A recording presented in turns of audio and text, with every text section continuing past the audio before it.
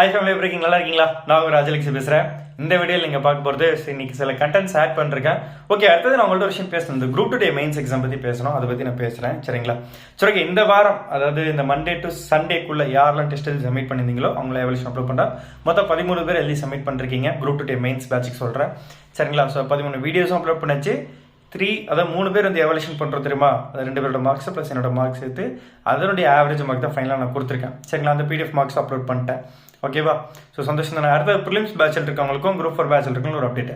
September மாதம் bro current affairs வந்து கொஞ்சம் டஃபாக கேளுங்களா அப்படின்லாம் கேட்டிங்க.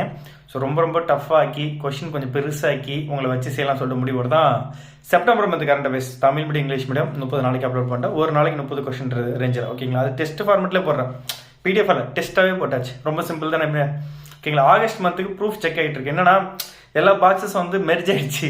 ஸோ அதனால் வேறு வழியில் ஸோ ரிட்டன் முதலேருந்து அவங்க சரி பண்ணிட்டு இருக்காங்க, ஓகேங்களா? கொஸ்டின்ஸ் எல்லாம் நான் ப்ரூஃப் பார்த்துட்டு இருக்கிறேன், அது ஒரு பக்கம் போயிட்டு இருக்கு.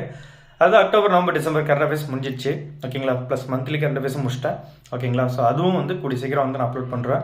கொஞ்சம் டைம் எடுக்கு. நான் ஸ்டூடெண்ட்ஸே கொஞ்சம் டென்ஷன் என்ன ப்ரோ கண்டென்ட்ஸ் மெசேஜ் வந்துட்டே இருக்குன்னு நீங்கள் நினைக்கலாம். அவ்வளோ வேலை போயிட்டு இருக்குது, ஆட் பண்ணிக்கிட்டே இருக்கேன். ஒரு 4 நாளைக்கு முன்னாடி பார்த்தீங்கன்னா கிட்டத்தட்ட ஒரு 250 வீடியோ போட்டோமா, ஒவ்வொரு வீடியோக்கும் உங்களுக்கு கண்டென்ட் ஆட்டுன்னு வந்திருக்கும், ரைட்டா? அதே மாதிரி இதுக்கும் வரும், ஓகேங்களா? ஏன்னா உங்களுக்கு வந்து நோட்டிஃபிகேஷன் தான் இன்னைக்கு இந்த கண்டென்ட் ஆட் இருக்கு போய் பாருங்க அப்படின்றதுக்காக ஒரு இது வரும், ஓகேங்களா? பட் நம்ம நிறைய கண்டென்ட்ஸ் உங்களுக்கு தேவையானதெல்லாம் அப்டேட் பண்ணிக்கிட்டே இருக்கிறோம், அதுதான் மேட்ரு, புரியுதுங்களா? சும்மா அது போட்டோம் வந்தோன்றதுலாம் இல்லை. இதேமாரி இன்னும் சொல்லிடுறேன், GS test batch 1 test batch 2 3 4, ஓகேங்களா? அது எல்லாமே பார்த்தீங்கன்னா பேசிக்ஸ் வந்து கொஞ்சம் ஈஸியாக தான் கேட்டிருக்கேன். ஆனால் ஒரு 5 பேசிக்ஸ் கொஸ்டின் சேர்த்தாக்க ஒரு டஃப்பான கொஸ்டின், அவ்வளோதான் மேட்ரு, ஓகேங்களா? அதனால தான் நம்ம பசங்க எல்லாரும் 165 கொஸ்டின்ஸ் கூட அட்டன் பண்ணுற அளவுக்கு ரெடியாக இருந்தாங்க, ஓகேங்களா? ஓகே, 165 அடிச்சாங்கன்னு கேட்டிங்கன்னா இல்லை, ஓகே 147 152 அடிச்சிருக்காங்க குரூப் 1ல, ஓகேவா?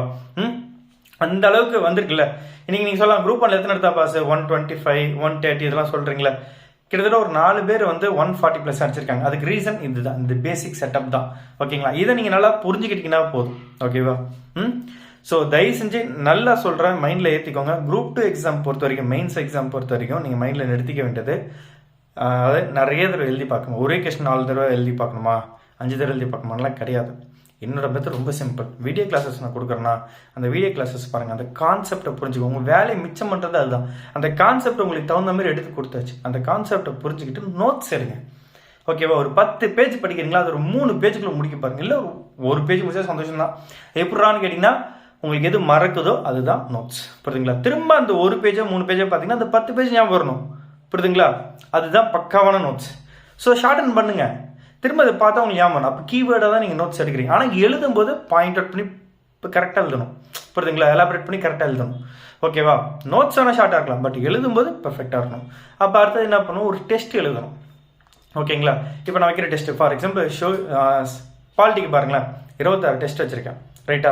3 கிளாஸாக அப்படி கொண்டு போயிட்டு இருக்கேன். சிலது 4 கிளாஸ் 5 கிளாஸ் வரும். கண்டென்ட்டுக்கு ஏற்ற மாதிரி சில 30 மினிட்ஸ் இருக்கும், சிலர் 1 ஹவர் இருக்கும், சில 3 ஹவர்ஸ் இருக்கும்.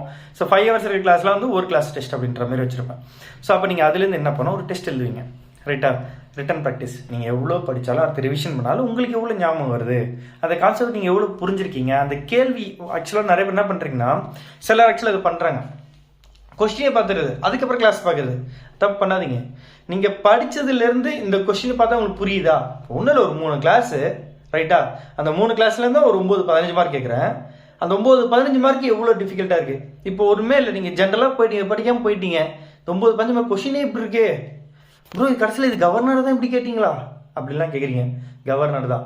ஸோ டெக்னிக்கல் வேர்டுனா ஒன்றும் இல்லைங்க, அது வேறு வார்த்தைகள் அந்த அந்த அவர் ரிலேட்டடாக சில வந்திருக்கும், அதுலேருந்து வேறு வார்த்தையை வச்சு உங்களை அந்த கொஸ்டின் கேட்குறது தான். டேரெக்டாக கேட்டால் தான் ஈஸியாகிடுமே உங்களுக்கு டஃப். அப்போ எப்போ நான் அந்த மாதிரி கேட்பேன், நீங்கள் எங்கே விடுவீங்க, எந்த வார்த்தை உங்களுக்கு தெரியாமல் போகும், அதுலேருந்து கொஸ்டின் கேட்பேன், புரியுதுங்களா? அடுத்து கொஞ்சம் சிம்பிளாகவும் கேட்பேன். இப்போ ஒன்றும் இல்லை, சில பேர் என்னன்னா ஒரு 6 பக்கத்துக்கு எழுதுறாங்க, நெக்ஸ்ட் ஒன் 6 பக்கத்துக்கு எழுதக்கூடாது. 15 மார்க்னா 250 வேர்ட்ஸ் தான், அந்த வேர்ட்ஸ்குள்ளே நிறுத்தணும், ஓகேங்களா? ஏன் அது முடியாது? நீங்கள் நிறைய படிச்சிருப்பீங்க. இப்போ ஒன்றும் இல்லை, இப்போ ஒரு 15 மார்க் கொஸ்டின் 2 பிரிக்கிறேன், ஓகேங்களா? ஃபார் எக்ஸாம்பிள் இப்போ வந்து பார்த்தீங்கன்னா பவர்ஸ் அண்ட் ஃபங்க்ஷன்ஸ் ஒரு இதாக கொடுத்துருக்கேன். அடுத்து அவங்களுடைய அந்த பவர்ஸில் கொஞ்சம் எலாபரேட் பண்ணி ஒரு கொஸ்டின் கேட்குறேன்னா, இது ஒரு கொஸ்டின் அது ஒரு கொஸ்டின் மைண்டில் வச்சுக்கோங்க. இது ஒரு 7.5 மார்க், அது ஒரு 7.5 மார்க் தான் நீங்கள் எழுதணும். அப்போ இது ஒரு 8 பாயிண்ட் ரிலேட்டடாக, இது ஒரு 8 பாயிண்ட் ரிலேட்டடாக இருக்கணும், புரியுதா? ஸோ அதை நீங்கள் புரிஞ்சுக்கிட்டீங்கன்னா போதும், ஓகேவா? ஸோ நிறைய வளவலன்னு எழுதிடாதீங்க, ஓகேவா? அதுலேயும் வந்து 250 வேர்ட்ஸ் வருதா, அதுக்குள்ளே நீங்கள் எந்த டயக்ராம் ஷேப் இறக்குறீங்க, ஒரு ஃப்ளோ சார்ட் இப்போ இறக்குறீங்களா, இப்போ கரண்ட் டேட்டா வச்சு வந்து ஃப்ளோ சார்ட் மெத்தடில் இறக்குறீங்களா, ஓகேங்களா, அந்த கிராஃப் ஆட் பண்ணுறீங்களான்றதான் மேட்ரு. ஸோ அந்த ஃப்ளோ சார்ட் எவ்வளோ இனோவேட்டிவாக இருக்கணும், ஷீட்டை வேஸ்ட் பண்ணவே கூடாது, நல்லா புரிஞ்சுக்கோங்க. அப்படியே இப்படியே ஆர்டர் எழுதி போயிட்டே இருக்கக்கூடாது, ஓகேங்களா. அது அழகாக அந்த ஷீட்டை யூஸ் பண்ணுங்கள், நீங்கள் யூஸ் பண்ண தான் அது நல்லாயிருக்கும், ஓகேங்களா. ஸோ இதனால் புரிஞ்சுக்கோங்க, ரொம்ப ரொம்ப சிம்பிள்.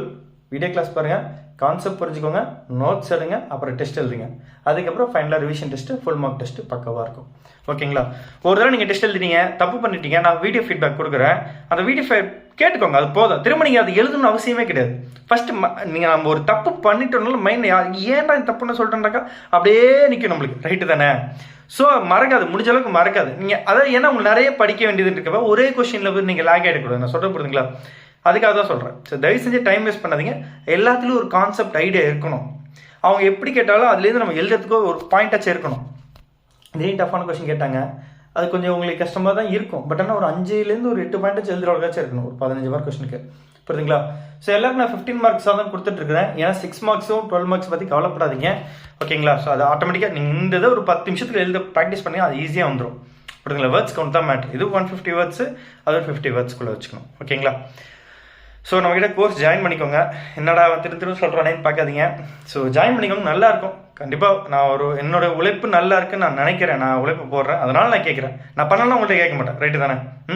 நிறைய பேர் நான் சில ட்ரோல் வீடியோஸ்லாம் பார்த்துருக்கேன். இந்த TNPSC அகாடமிஸ் பற்றி நிறைய ட்ரோல் என்னென்னமோ போடுவாங்க. பட் என்கிட்ட ட்ரோல் போட வேணாம் தான் சொல்லுவேன். என்ன ரீசன்னா, நான் கரெக்டாக தானே இருக்கேன். நம்மளை பற்றி ட்ரோல் பண்ணால் கூட என்ன பண்ண போகிறீங்க. நான் கடைசியாக வந்து பசங்க என்கிட்ட பாஸ் ஆனு சொன்னது கூட 40 பேர் ஆடியோ ஃபீட்பேக் கொடுத்துருக்காங்க. 56 பேர் பாஸ், அதில் 40 பேர் ஃபீட்பேக் கொடுத்துருக்காங்க, ஓகேங்களா. ரிமைனிங் ஸ்டூடெண்ட்ஸ் கொடுக்காதவங்க நம்ம என்ன பண்ண முடியும். என்கிட்ட மெசேஜ் ப்ரூஃப் இருக்குது.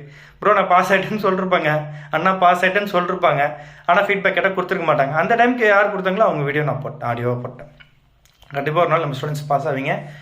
யூடியூப்பில் நீங்கள் கொடுப்பீங்க, ஃபீட்பேக் கொடுப்பீங்க, நம்பிக்கை இருக்குது, சரிங்களா. நம்பிக்கை தானே எல்லாமே. நம்ம நினைக்கிறது நடக்கும் அப்படின்னு நினைப்போம், நல்லது நினைப்போம், கெட்டது நினச்சின்னா பிரோஜனம், ஓகேவா. ஸோ ஜாலியாக இருங்க, என்ஜாய் பண்ணுங்கள், நல்லா படிங்க. எச்சா டவுட் இருந்தால் கேளுங்க, வாட்ஸ்அப்பில் மெசேஜ் பண்ணுங்கள், ஓகேவா. 9600819370 வாட்ஸ்அப்பில் மெசேஜ் பண்ணுங்கள். கோர்ஸ் பிடிச்சா ஜாயின் பண்ணுங்கள், என் மெத்தட் உங்களுக்கு பிடிச்சா ஜாயின் பண்ணுங்கள். ஆனால் கம்ஃபர்டபுள் ஜோன் விட்டு கொஞ்சம் வெளில வாங்க, தப்பு கிடையாது, ஓகேங்களா.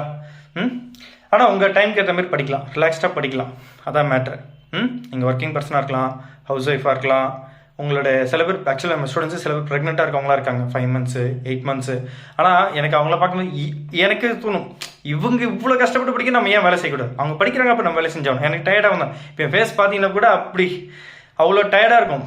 பார்த்தீங்கன்னா தெரியும் சிலருக்கு, என்னடா இப்போ இருக்கானேன்ட்டு பாருங்க, கை கூட பிடிங்களா, அந்தளவுக்கு பெயின் இருக்குது கையெல்லாம்.